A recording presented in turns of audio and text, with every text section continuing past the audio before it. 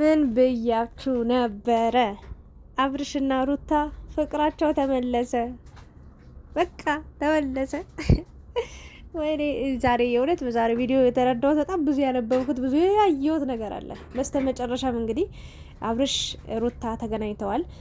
ሰሞኑን በሩታ በኩል በጣም የእርቅ የሰላም ራሷን ማዳመጥ ሁሉን ነገር መተው መርሳት በቃ የት ወጣ የት ገባ እንዴት ሆነ ምናምን ብላ ስለ አብርሽ መጨነቅ በቃ አልፈልግም ብላ ከራሷ ጋር ሆና ከራሷ ጋር አውርታ በአካባቢዋ በዙሪያዋ ያሉ ሰዎችን በሙሉ ከህይወቷ ከቤቷ አስወጥታ አርቃ እንግዲህ ከአብርሽ ጋር ሰላም ለመሆን ፈጥራ በቃ እየሞከረች ነው።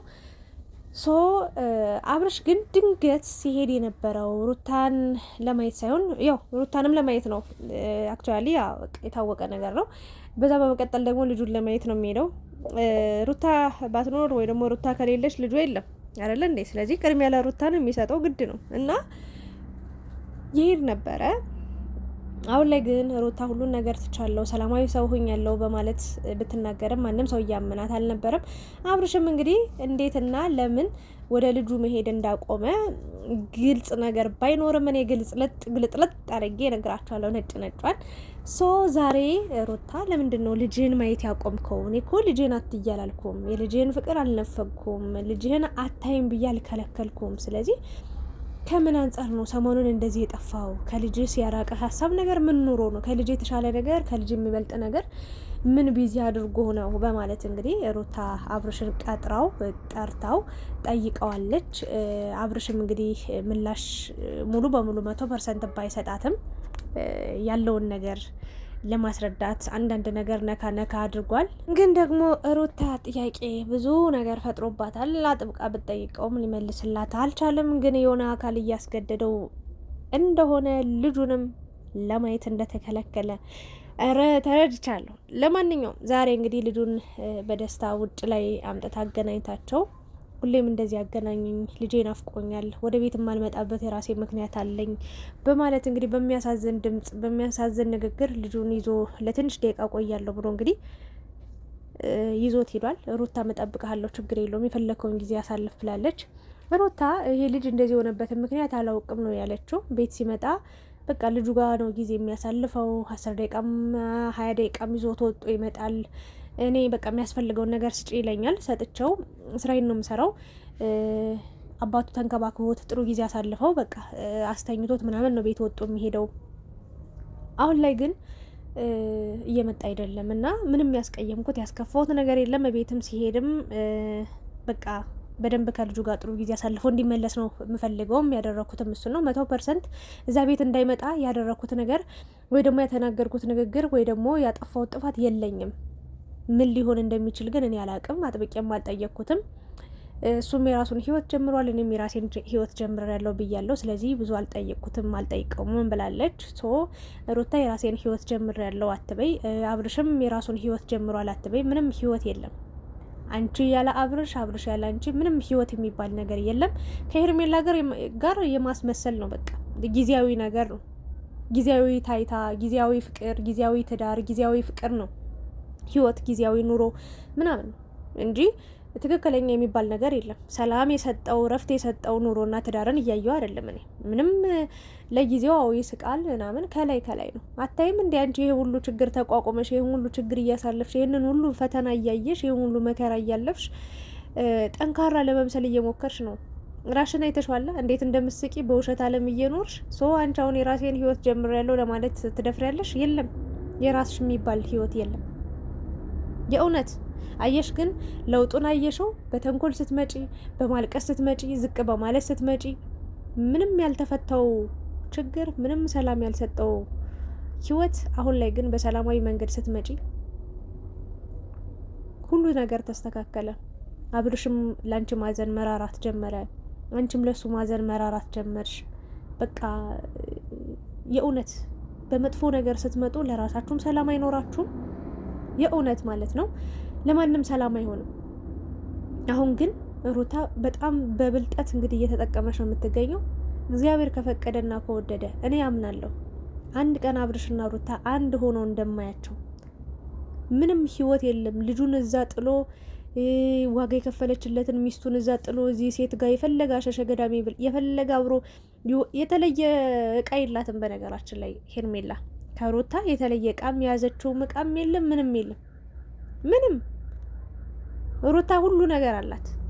ታዲያ ልጅ ሰጠው፣ ህይወቱን ሁሉ ቀይራለት፣ መስዋዕት ከፍላለት፣ ዋጋ ከፍላለት እዚህ ያደረሰችውን ሴት ትቶ እንዴት ሌላ ሴት ጋር ይሄዳል? እልህ ነው፣ የምሬን ነው። በእልህ ተነሳስቶ የሄደበት እንጂ ከሩታ ምንም አጡ ሄርሜላ ጋር ያገኘው ነገር ኑሮ አይደለም የሄደው። ታያላችሁ አንድ ቀን ተመልሶ ሩታ ጋር ካልመጣ። ሩታ በትዕግስት ጠብቂ። ምንም ነገር ሳትሳሳች፣ ምንም ነገር ሳታጠፊ፣ ምንም ነገር ሳትናገሪ፣ ምንም ነገር አልቋል አብቅቷል ብለሽ ተስፋ ሳትቆርጭ ዝም ብለሽ ጠብቂ። ታያለሽ። አንቺ መለመን አይጠበቅብሽም፣ አንቺ ማልቀስ አይጠበቅብሽም። በራሱ ጊዜ ቀስ ብሎ ይመጣል። ለመኝኝ፣ በቃ እኔን እመኝኝ። ሲጀመር ዛሬ የሆነ ነገር ተሰምቶሻል። የሆነ ነገር እየተሰማሽ ነበር፣ ተረድቻለሁ። እኔም አንቺ የተሰማሽን ስሜት ነው የተሰማኝ። ስለዚህ ራሽን ጠብቀሽ፣ ራሽን ተንከባክበሽ፣ ተረጋግተሽ ሁሉን ነገር እንዲሆን ጠብቂ። አብርሽ በኩል እንግዲህ እርግጠኛው የምነግራችሁ ነገር ሄርሜላ ወደ ሩታ ሲሄድ እንደማትፈቅድለትና እንደማትፈልግ 100% ላይ ነግራችሁ ወዳለሁ። እኔም በሄርሜላ አልፈርድባትም። እኔም በሄርሜላ ቦታ ብሆን ያንኑ ነው ማደርገው። ለምን በቃ ያችን ሴት ቻታለው፣ ትታኛለች፣ አብረን አይደለንም፣ አብረን አንቀጥልም ካለ ድጋሚ በልጁ ሰበብ እየሄደ እሷን የሚያገኛት ከሆነ ከእሷ ጋር የሚያወራ ከሆነ ጥሩ ስሜት አይሰማኝም። ሶ ሄርሜላ ያንን ነገር እኮ ኦልሬዲ ቀድማ እንትን ብላለች አይደለ? እንዴት ታውቃለች? ግን አሁን እየፈቀደችለት አይደለችም። እርግጠኛው የምነግራችሁ ነገር የሆነ ያልተመቻት ነገር አለ። በቃ እዛ ሲሄድ የሆነ ደስ ያላላት ያልፈለገችው ነገር ስላለ እርግጠኛ ነኝ አብርሽን የሆነ ነገር ተናግረዋለች። ለዛ ነው ይሄንን የሚወደው ልጁን ለማየት ራሱ ያልቻለው። የሆነ ነገር ብለዋለች። በቃ ወይ እየደበረኝ ነው እሷ ጋር ስትሄድ ብለዋለች፣ ወይ ለምንድነው በየቀኑ 10 የምታገኘው ልትለው ትችላለች ልጁን። ብቻ የሆነ ነገር ብለዋለች። በዛ መሰረት ነው እንግዲህ ሩታንም ማየት፣ ቤቱንም ማየት፣ እንዲሁም ደግሞ ከቤቱ ራሱ ትልቅ ትዝታ አለው። ይሄንን ታውቃላችሁ። ትልቅ ትውስታ አለው፣ ትልቅ ትዝታ አለው። እዛ ቤት ውስጥ ሲመጣ የሚሰሙ ብዙ አይነት ስሜቶች አሉ። ወይ ደግሞ ለሩታ ያለው ፍቅር በቃ አገርሽቷል፣ ወይ ደግሞ በቃ የሆነ የጸጸት ስሜት እየተሰማው ነው። እዛ ቤት ውስጥ ሲገባ፣ እዛ ቤት ውስጥ ሲያይ፣ በቃ ሁሉ ነገሩን ሲያይ ብዙ ትዝታዎች፣ ትውስታዎች እየመጡበት ስለተቸገረ ይሆናል እዛ ቤት የቀረው። ግን እመኑኝ ይሄ ንግግሩ የእውነት ሊነግራት ነበረ። ግን አይ ተይው በቃ ለብቻ መያዙ ይሻላል አለ። ሶ ይሄንን ነገር ለሄርሜላም አልነገራትም አይነግራትም ማለት ነው።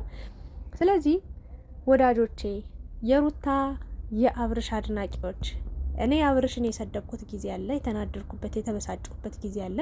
ግን ያው በሱም ቦታ ሆናችሁ ስታስቡት ትክክል የሆነው ነገር አለ፣ በሩታም ቦታ ስትሉት ትክክል የሆኑት ነገር አለ። ያው ሁሉም ትክክል ናቸው ባልልም ሁለቱም ጥፋት አለ፣ ሁለቱም ትክክል ናቸው የሚያስብል ቦታም አለ። ሶ ግን እነዚህ ልጆች እኔ የመጡበትን መንገድ ስለማቅ መለየትን አልፈልግም፣ እንዲለያዩም አላምንም፣ እንዲለያዩም አላበረታታም። ምንም አይነት እምነትም የለኝም። አለቃ በቅ ለምን ከሄርሜላ ጋር 10 ልጅ ራሱ ወልደው ቢኖሩም ራሱ የእውነት ወደ ሩታ አንድ ቀን ተመልሶ ይመጣል ብዬ በተስፋ እኖራለሁ እንጂ በተአምር እኔ አብርሽና ሩታ ተለያይቷል ብዬ ተስፋ ቆርጬ አምኜ ተቀብዬ መኖር አልችልም። ባጭሩ ይሄ ግልጽ አማርኛ ነው። ስለዚህ አብርሽ እንግዲህ ልጁን ከባድ ነው የእውነት እዚህ ጋር ሚስት አለችኝ ብሎ አለ። ከዛ ደግሞ እዛ ጋር ደግሞ የልጁ እናት አለች፣ ልጁ አለ። እሱን ለማየት ሲሄድ እሷን ያያታል ምናምን። የእውነት ተለያይተናል የሚባለው እኮ ሙሉ ትዝታውን ትውስታውን ሁሉ ከዚህ በፊት የነበረው ነገር ሙሉ ከአእምሮ ላይ ሙሉ በሙሉ ሲሰርዝ ያንን ነገር ድጋሚ ማየት ሳይችል ሲቀር ያው አንድ ሰው ሊራሳ ይችላል። አሁን ግን ሂዶ ቤቱን እያየ የነበራቸውን ላይፍ እያስታወሰ አሁንም ልጅቷን ፊት ለፊት እያያት እርግጠኛ ነኝ አብርሻውን የጸጸት ስሜት ለምን ይሄን አደረኩት፣ ለምን እንዲህ ተፈጠረ፣ ለምን በዚህ መንገድ ወሰንኩ፣ ለምን እንዲህ አይነት ህይወት ጀመርኩ ብሎ እየተጸጸተ ሩታን በድያታለሁ ብሎ ወይ ደግሞ ሩታና እኔ እንደዚህ አይነት ህይወት ማሳለፍ አልነበረብንም ብሎ አእምሮ ላይ እያመላለሰ ነው ያለም ይመስለኝ። ለማንኛውም በቅርቡ ጠብቁት ያላችሁ የሄርሜላና የአብርሽ ጉዳይ ያልቀለታል፣ ያበቃለታል። አብርሽን ስለምጠላ አይደለም እንዲህ ያልኩት፣ ሄርሜላንም ስለምጠላት አይደለም። ያለ ቦታው ነው የተገኘች። ቦታዋን ትይዛለች። ታያላችሁ፣ ቀንና ጊዜው ሲደርስ ቦታዋን ትይዛለች፣ ጥጓን ትይዛለች። አብርሽና ሩታ ወደፊት ይቀጥላሉ። ፈግታዋ እንዴት ደስ ይላል! ሩታ እግዚአብሔርን ልጁን ሲያቅፈው ዋው! ይህንን ደስታሽን ይህን ፈገግታሽን ፈጣሪ ያጥፋብሽ። ስንቱን ጉድ ተሸክመሽ ስንት ጊዜ ፈገጋልሽ፣ ስንቱን መከራ ችለሽ ስንት ቀን ፈገጋልሽ፣ ስንት ነገር ከጀርባሽ እያደማሽ ስንት ቀን ፈገግ ብለሽ ችግሮችን አሳለፍሽ። በቃ እኔ ከችግሮች በላይ ነው ብለሽ ውስጥሽ እርር እያለ እንኳን አሁን እኮ ወረዲ አንቺ ባሌ እንዳርኩት ብለሻል። ባሏን የዳረች ሴት እንዴት ነው በዚህ ልክ ደስተኛ ልትሆን የምትችለው? በዚህ ልክ እንዴት ነው ራሷን ልትጠብቅ የምትችለው? በዚህ ልክ እንዴት ነው እንዲህ ሊያምርባት የሚችለው? ስታስቡት አይሆንም። ማንኛውም ሰው አይችለውም፣ ጠንካራ የሆነ ሰው ካልሆነ በስተቀር። ያንን ደግሞ ሆና ኑራ እያሳየችን ያለችው ማነች? ሩታ።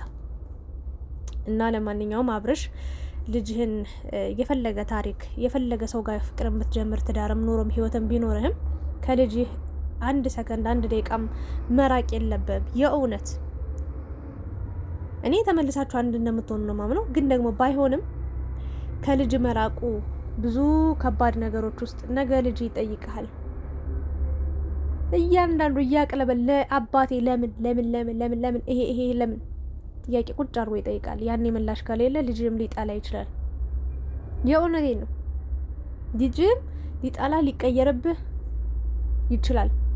በልጅ አለመወለድ በልጅ መጠላት ደግሞ ስሜቱን ሁላችንም እናውቀዋለን። በጣም ከባድ ነው እና ያ ነገር ከመሆኑ በፊት ለልጅ ትኩረት ስጥ፣ ለልጅ ቦታ ስጥ። ከልጅ የሚበልጥ ነገር የለም በዚህ ዓለም ላይ በዚህ ምድር ላይ የሚኖርልህ ልጅ ነው። በቃ የአብራከ ክፋይ ነው። የፈለገ ነገር ሄርሜላ ብትልህ ዛሬ የመጣ ልጅ አይደለም። እሷ ከአንተ ጋር ከሆነች ጊዜ በኋላ አይደለም የመጣው፣ ከእሷ በፊት ነው። ስለዚህ ልትከለክልህ መፍትሄ የላትም። እንደዚህ ብላ በልጅ ጉዳይ ሀሳብም ልትሰጥ ሂድም አትሂድም ብላ ሀሳብም ራሱ የመስጠት መፍትሄ የላትም። እንደዛ እያደረገች ከሆነ ካሁኑ ብትርቃት ወይ ደግሞ ካሁኑ የማያዳግም ምላሽ ብትመልስ ለልጅህ ምንም አይነት መደራደሪያ ባታቀርብ የተሻለ ነው ብዬ አስባለሁ። በዛሬው ቪዲዮ እኔ ደስ ብሎኛል። እግዚአብሔርን ሩታና አብርሽ በጣም በሰላማዊ መንገድ ነው ያወሩት። ሩታን በጣም እያዘነችለት ነው። አብርሽን በጣም ውስጡ ጸጸት ውስጥ እንዳለ የሆነ እየተጸጸተ እንደሆነ ተረድቻለሁ። ብቻ ታያላችሁ፣ በቅርቡ አዲስ ነገር ታያላችሁ። የአብርሽና ሄርሜላ ደጋፊዎች አይዟችሁ እንግዲህ መልካም መቃጠል ይሆንላችሁ እያልኩ እኔ ያው ሁሌም ከሩታና ከአብርሽ ጎን ነኝ። ፍቅር ይቀጥላል፣ ኑሯቸው ይቀጥላል፣ ትዳራቸው ይቀጥላል። የልጅ ፍቅራቸውን እሷም ለሱም እየሰጡት በደንብ ሀፒ ሆኖ ያድጋል። ልጁ የኔ ወርቅ ድግ ያርግላችሁ እግዚአብሔር። በቃ በጥበብ በሞገስ ያሳድግላችሁ። ወርቅ የሆነ ልጅ ነው፣ ደስ ይላል፣ ይደስተሳሉ። እኛ እዚሁ ቁጭ ብለን እናንተ ልጁ ራሱ አደገ እኮ በቃ ቁም መሄድ ቻለ። ይሄ ራሱ ትልቅ ለውጥ አይደል እንዴ? ትልቅ የህይወት ስኬት አይደል እንዴ? ትልቅ በቃ እንዴት ልበላችሁ፣ ከዚህ በላይ ምን አለ በዚህ ምድር ላይ በዚህ ኑሮ በዚች ህይወት ላይ ልጅ ለሌላችሁ ልጅ ይስጣችሁ። የአብርሽና የሩታ ልጅም እግዚአብሔር አምላክ ከፍ ያለ ደረጃ ላይ ያደርሰው ብዬ ሀሳብ አስተያየቴን እሰጣለሁ። በሌላ ቪዲዮ እንገናኛለን። እስኪ በዛሬው ቪዲዮ ምን አይነት ነገር ታዘባችሁ? ሄርሜላ አትሄድ ብለው ነው ሩታንም ልጁንም አታግኝ ብለው ነው እንደዚህ የቀረው፣ ወይንስ ደግሞ እዛ ቤት ውስጥ ሲሄድ ሩታን የሚያስታውስበትን ነገር እያየ ስለሆነ ነው የቀረው? ምን ትላላችሁ? የኔ ሀሳብ ይሄንን ይመስላል። ኮሜንት ላይ ሀሳባችሁን አስቀምጡ። ላይክ፣ ሼር፣ ሰብስክራይብ ማድረጋችሁን እንዳትረሱ። እወዳችኋለሁ።